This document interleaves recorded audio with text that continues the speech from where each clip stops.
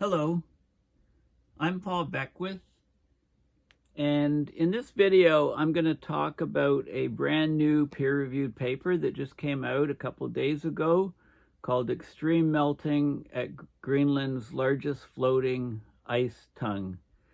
We're seeing crazy warming around the planet in the last few years, and of course, we've got these vast continents full of, covered in ice, and this ice is melting at ever increasing rates.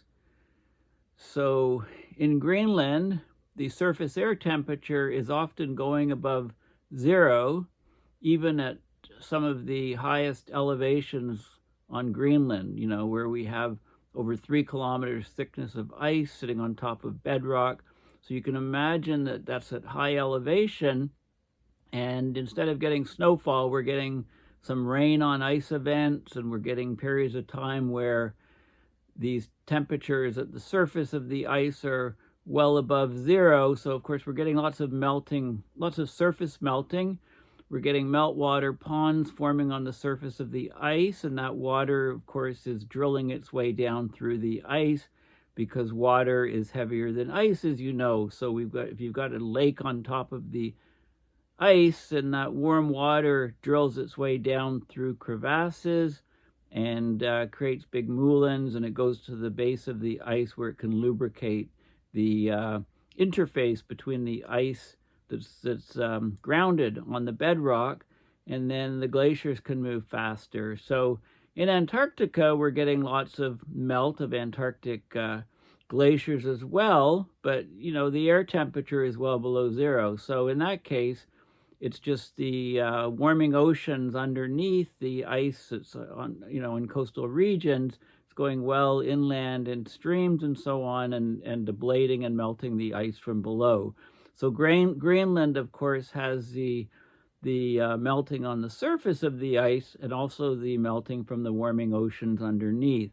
So in this particular video, I'm going to talk about a new peer-reviewed paper that was released March 22nd, and it's open source, so you're welcome to just Google the title and follow along. So first of all, I still use Twitter probably more than I should. I mean, I need to start using Threads and some of these other platforms. So maybe in your comments, it would be really helpful if you say, well, here's a social media platform that you absolutely have to post your videos on, and then I'll become automatic. I'll do a video. Right now, when I do a video, I tweet it out, I cut and paste the tweet, I put it into my Facebook page and my Facebook group.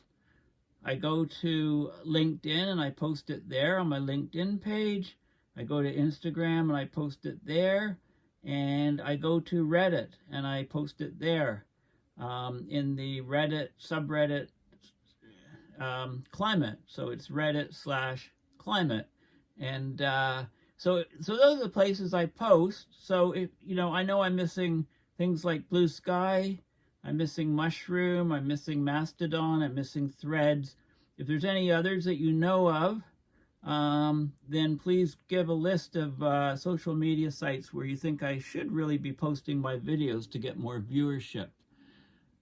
Okay, so this is the post on Twitter/X, enormous ice loss in Greenland, and it's generating lots of interest.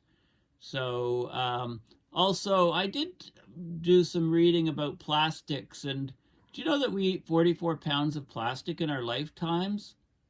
That's what this article from The Guardian says. So 44 pounds, I did the math, it's 19,958.1 grams. The average lifespan in the US is 77.5 years.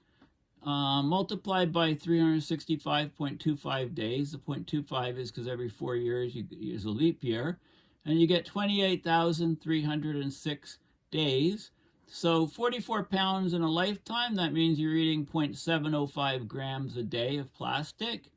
A plastic credit card typically weighs about 5 grams. Doing the division, that's 5 grams. You would eat 5 grams of plastic in 14 days or 2 weeks. So basically, we eat the equivalent of 1 credit card every 2 weeks, right? That can't be that healthy. It's a good job most of it passes through our system, or, you know, a half, a third, or rather a quarter, a fifth of our body weight would be plastic. We'd be plastic people. Okay, so interesting. But anyway, getting back to Greenland and ice. And if you want to know, if you don't use Earth Null School, you got to watch my last video, and you got to learn to play around with it and become a weather and climate expert. It's a lot of fun. I wouldn't post something that wasn't fun. Okay, so this is the art. First of all, where are we on Greenland? Well, we're talking about this glacier here, this ice tongue. It's all water underneath, and we're talking also this glacier is connected. If we zoom out, we're looking at northeast Greenland. We've got the Fram Strait coming here, so the water often gets quite warm. Yeah, so you can play around on, this is on Google Earth, you know, is a tool that you absolutely must play around with and use if you don't. So we're talking about these glaciers up in northeast Greenland. So study reports enormous ice loss from Greenland Glacier. So they used ground-based measuring devices, they used aircraft radars, and they also used satellite data. It's the far northeast of Greenland. They call it it's an unpronounceable glacier name, so for short they just call it 79 degrees North Glacier. That's 79 degrees latitude north. So 79 NG sometimes is called. Okay, so it's a German study. The thickness of the glacier has decreased by more than 160 meters. That's about over 500 feet since 1998. There's warm ocean water flowing under the glacier tongue. It's melting the ice from below. Also, we're getting melt on the top, and we're getting lakes and, you know, glacial lakes on top of the ice forming. And you can see here when I focus in, just using the mouse slider, these are all lakes here basically. These are all bodies of water that are forming on top of the ice, and then they work their way down, and you can see the striations in the ice here, and it looks like, you know, so you can see, and so we're measuring the thickness, we're measuring the rates of flow, the rates of change of each of these things. And there's also lots of lakes on top of the surface of the ice over in this whole region. So this is a problem because water's heavier than the ice, like I said, and it just works its way down through to the bottom of the ice, lubricates the bedrock, so these glaciers flow more quickly into the sea, so we get higher rates of sea level rise from this region. Okay, so high air temperatures cause the lakes to form on the surface. The water flows through huge channels in the ice down to the bottom of the glacier and into the ocean. One channel burned its way into the ice 500, and it reached a height of 500 meters high on the lower part of the ice. So the basal part of the ice basically had a channel etched into it with a height of 500 meters, so it really thinned the ice above. The ice above was only 190 meters thick instead of 700 meters thick. So this whole thing's going to bust off pretty soon, it looks like, if this continues. So there's a camp in northeast Greenland where the scientists kind of hang out, and they've been deploying these autonomous measuring devices with radar technology by helicopter as part of the 79 North Glacier that's difficult, in a part of the glacier that's difficult to access. So dropping off devices by helicopter. Measurement flights with the polar aircraft of the Alfred Wegener Institute, Helmholtz Center for Polar and Marine Research. Those are groups of people, organizations funding the German scientists to be there. They're also using satellite data, and they just published this study 3 days ago. So the study looks at how global warming is affecting the stability of the floating ice tongue.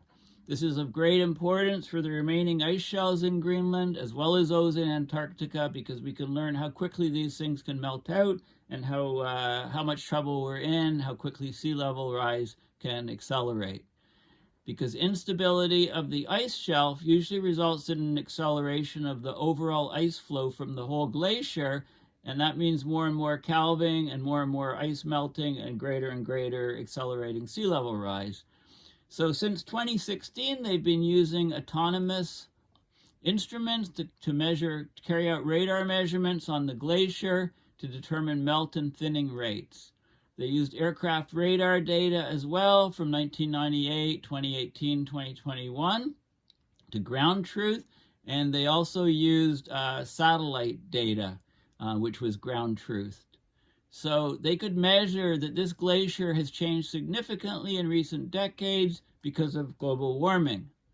So a combination of warm ocean inflow underneath the glacier and the warming atmosphere above, they're both affecting the floating ice tongue of this glacier. An oceanography team published a modeling study on this subject, and so there's extremely high melt rates occurring over a large area near the transition from the ice tongue to the ice sheet, so the ice shelf to the ice sheet. There's large channels being measured directly on the underside of the ice from the land side, probably because water from the huge lakes on the surface drains through the glacier ice and melts like it basically drills through the ice and creates holes and creates channels underneath the ice. Because of extreme melt rates, the ice of the floating glacier tongue has become 32% thinner, a third thinner since 1998, especially from the grounding line. The grounding line is where the ice comes into contact with the bedrock, and it's all underwater. The water seeps in. There's also the 500-meter high channel that's formed on the underside of the ice, and that's spreading towards more and more inland. So this thing's just going to snap off very soon. And surprisingly, the melt rates, they've decreased slightly since 2018. So they were increasing, and then they kind of stabilized. One reason might be that there's more colder water getting in underneath the ice, than before. But the whole system reacts on very short time scales, and the glaciologists are astonished because they thought systems like this were inert, like glaciers were inert. So the bottom line, they expect that this floating glacier tongue will break apart over the next few years to decades. We don't know for sure, highly nonlinear system, but it's going. It's going, and suddenly it'll be gone and everybody will be surprised. Oh my God, look at that. Wow, we never thought that would happen, would be the world reaction. Typically, mainstream scientists would say, boy, this is happening faster than expected. So they're studying this in detail to gain maximum insight into the process of the disintegration. And they can use it to update levels on sea level rise, and those numbers will be higher and higher. Okay, so let's go to the paper. Let's go, devil's always in the details, and so I'm going to talk about the abstract as usual, and then I'm going to go to the figures and say what's happening with this glacier in Greenland. So, extreme melting at Greenland's largest floating ice tongue is the title, published 22nd of March 2024, which is just 3 days ago. So they call it the 79 North Glacier, or 79 NG. The reason is because the name is Nyogalfjord-Sabre. Okay, it's one of the 3 remaining glaciers with a floating tongue in Greenland. The glacier has been considered exceptionally stable in the past, but it has thinned in recent decades. So by conducting these high-resolution, very detailed, ground-based airborne radar measurements in conjunction with the satellite remote sensing observations from space, they find significant changes in the geometry of this 79G NG glacier. So near the grounding line, where the glacier actually sits on bedrock, right, further out to sea it's floating, further inland it's just sitting anchored on bedrock.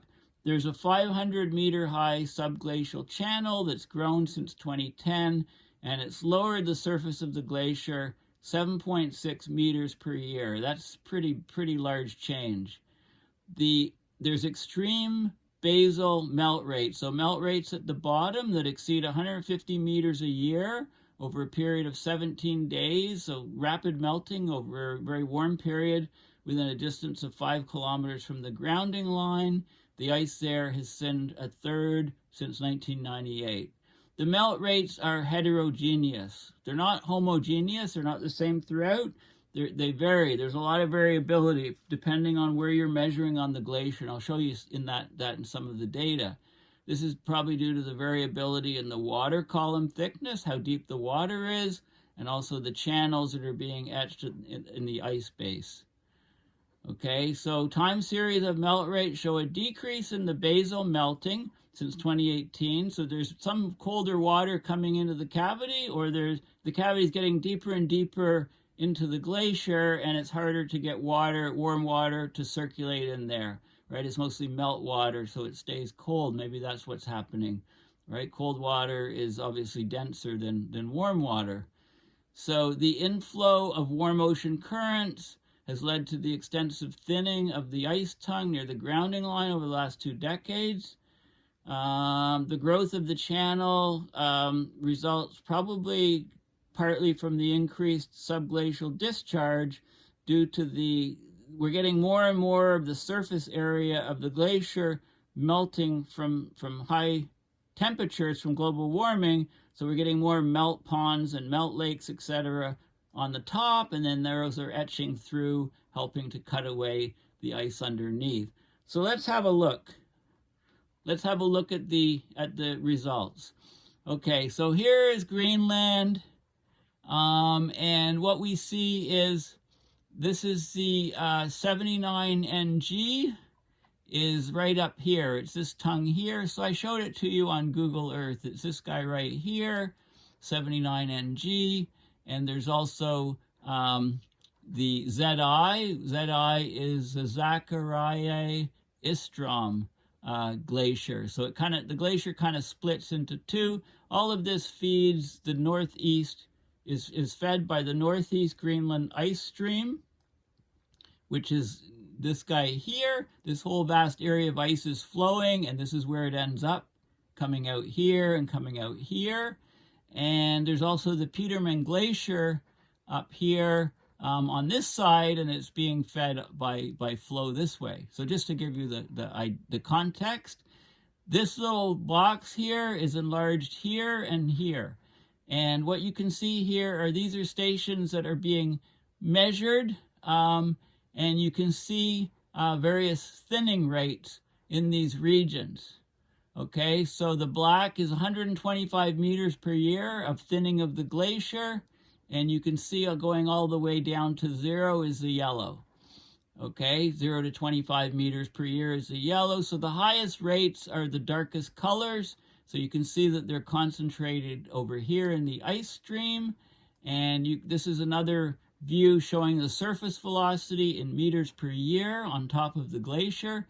And you can see So you can see the highest rates here of surface velocity, and there's also surface elevation change can be seen. And this is the area. This shows the flow of the glacier, and this shows the start location and end location of some data collection, so we can see the exact movement, the surface velocities of the glacier, how they vary a lot across the lateral nature of the glacier.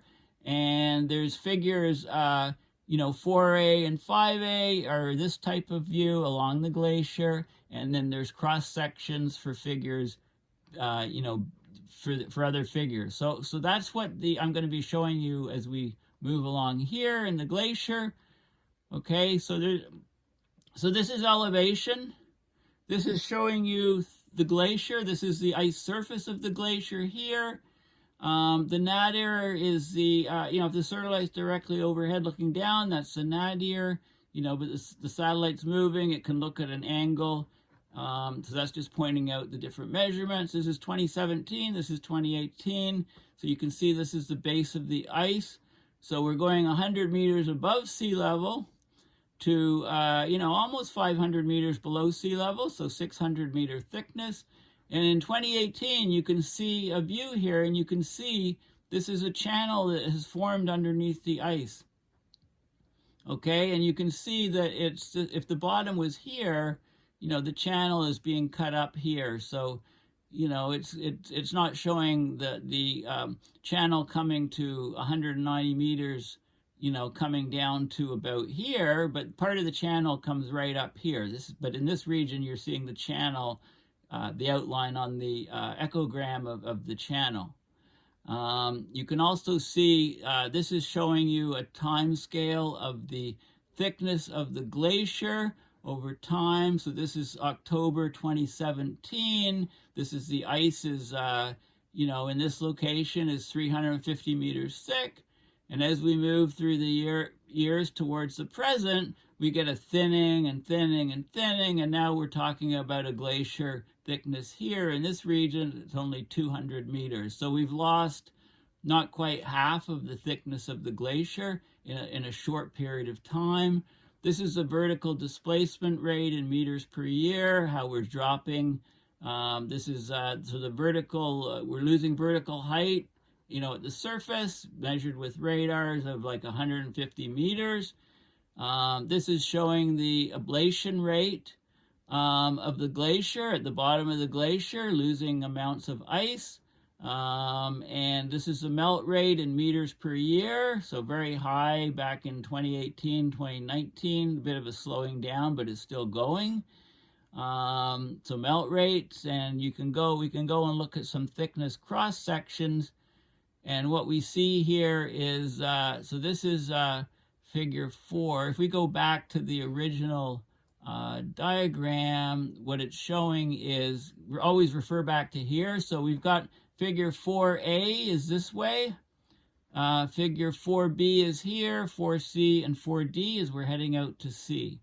Okay, so you can use that to look at what the figures are showing.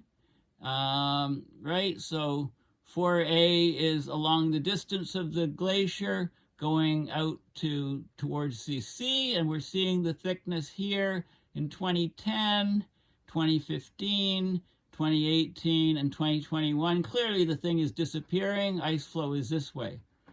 And then figure 4B is the cross section. The ice flow is the dot into the page.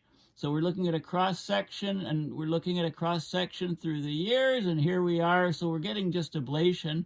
This is closer to the ocean and even closer to the ocean. So we're getting ablation in all locations of the glacier. And then these are the curves showing how much the mass loss rate is in meters per year for corresponding to this location, which is kind of the center of the stream, which would be, let's go back to our diagram. So it would be right along that line here is the center of the stream, and the cross section is from this distance to this distance, for those diagrams. Okay, so again, refer back to this figure, and you can see what's going on in these diagrams, in these plots. So let's keep going.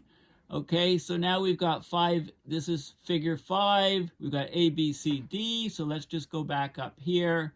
Okay, so 5A is along the glacier, heading towards the ocean. This is 5B, 5C, 5D. So it's the same, it corresponds to, the figure 4 orientations. Okay, so let's have a look. Go back over here. Figure 4, figure 5. Okay, so this is looking along the ice flows this way. This is what it looked like in 1998. The glacier was this thick. Okay, in 1998. In 2018, it was a lot less. This is outside the channel, but a channel was etched 500 meters deep. So inside the channel, it looks like this, the cross section. Then in 2021, we saw this huge loss, again, a huge loss of ice.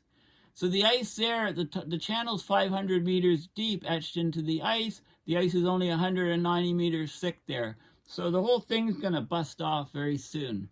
Now the cross sections so the ice is flowing into the page in these three diagrams. Okay, this is the transverse or lateral section of the ice, and you can see the size of the channel through the ice. And this is going further, closer to the ocean, another cross section. You can see the channel is much wider, and there's additional channels forming. Right, when these things get to the surface, boom, the whole thing just breaks apart, and we're getting very close to that situation. And this is going even further out, so you can see the overall ice is thinner, and we're getting all kinds of things from below. The surface is pretty flat, right? So it's these channels that are developing and etching away under the ice that are eventually going to reach the surface and, boom, shatter the whole ice shelf into little tiny ice cubes.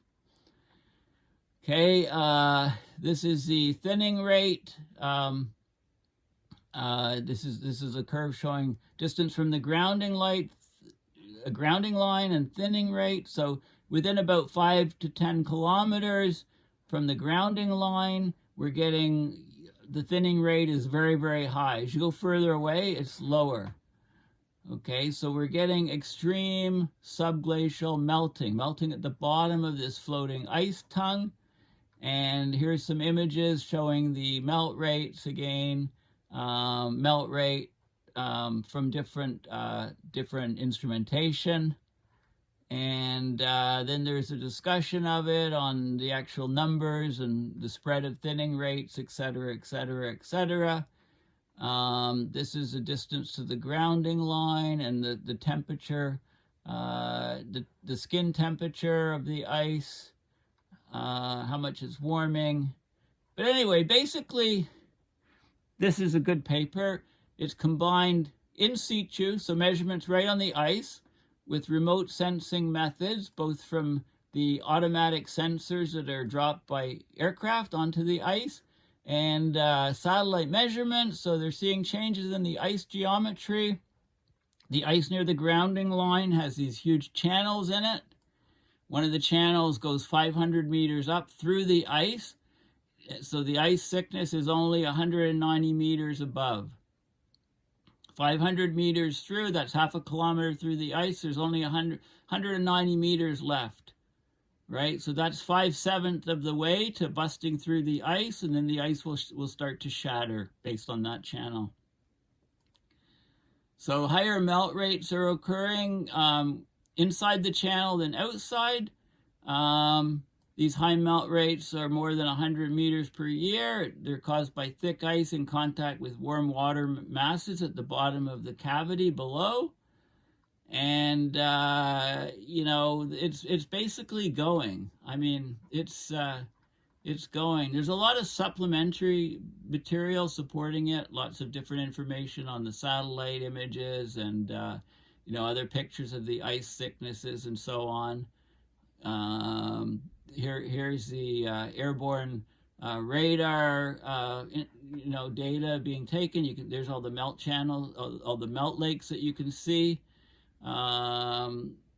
You know, there's different stresses on the ice, more different images, real-time images of the, you know, of the basal melting from below. Right, the surface is flat. Underneath, it's all rough. Lots of channels, etc. So, you know, supplementary data. But anyway, the main point I'm getting across is you know, this is a key diagram, and you can see all of the cross-section images, the images, the longitudinal image along the ice, the transverse cross sections, how they're changing over time, how you have huge channels underneath the ice from meltwater, and the thickness in right along the center there, with the channel coming in, it's coming to within 190 meters of the surface, and when that perforates through the surface, boom, this thing starts splintering, and that could trigger a collapse of the entire thing. So this is a very significant paper on, and it really points out how there's huge extreme melting on Greenland's, massive glaciers, and we're certainly looking forward to an acceleration of global sea level rise. Greenland is especially vulnerable because the ice is melting from above and also melting from below. In Antarctica, we're seeing significant glacier melts, but that's only because it's melting from below. So it's a double whammy in Greenland. Greenland is a lot more vulnerable. Greenland's going to be the Greenland will probably go far quicker and faster than Iceland. It will contribute much more to global sea level rise in the short term. And as sea level rises, that puts more and more stress on the ice shelves in Antarctica. So think of the whole system as being connected. If Greenland sheds enormous amounts of ice, global sea level rises abruptly. That lifts the glaciers off the bedrock in Antarctica and then triggers much faster melting in Antarctica. So the whole system is connected. Always remember that the whole system is connected. So this is why I talk about abrupt climate system change. The whole system. We got to emphasize the system, not just the individual parts. So this is, these are, when we're talking about Greenland casting off huge amounts of ice melting, sea level rising rapidly. Then when we're talking about the connections to Antarctic melting, these are tipping points. These are cascading feedbacks, if you like. So always keep those in mind as well. Okay, well, thank you for listening. Please consider going to my website, paulbeckwith.net, and donating to my PayPal to support my research and videos. Okay, until next time, thanks for listening. Bye for now.